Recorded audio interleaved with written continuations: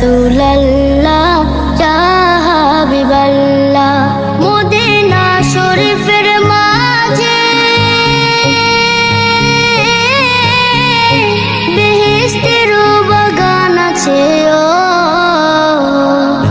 সেই বাগানে শুয়ে আছেন, সেই বাগানে শুয়ে আছেন প্যারা নবী মুস্তাফায়ে